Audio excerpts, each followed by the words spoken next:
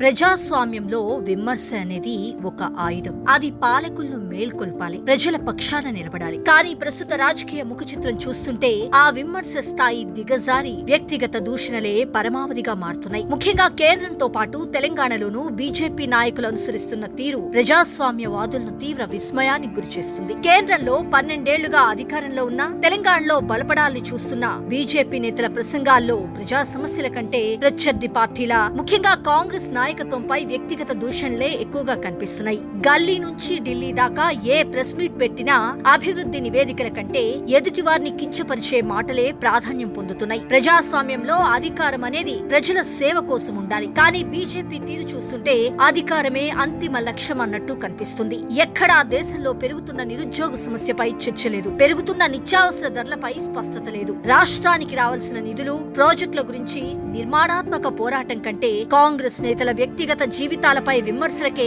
ప్రాధాన్యమిస్తోంది BJP. రాజకీయాల్లో సిద్ధాంతపరమైన విభేదాలు ఉండవచ్చు, కానీ అవి వ్యక్తిగత విద్వేషాలుగా మారకూడదు. అభివృద్ధిని పక్కన పెట్టి కేవలం దూషణలతో రాజకీయం చేయటం వల్ల సామాన్య ప్రజలకు కలిగే ప్రయోజనం సున్నా. రాజకీయాల్లో గెలుపోటములు సహజం, కానీ ఆ గెలుపు ప్రజల నమ్మకంతో రావాలి తప్ప ప్రత్యర్థులపై బురద జల్లటం ద్వారా మాత్రం కాదు. ఇప్పటికైనా బీజేపీ నేతలు తమ పరిస్థితిని మార్చుకోకుంటే ఈసారి ఎన్నికల్లో ఆ అత్యవసర సీట్లకు గండిపడటం ఖాయమని నిపుణులు హెచ్చరిస్తున్నారు.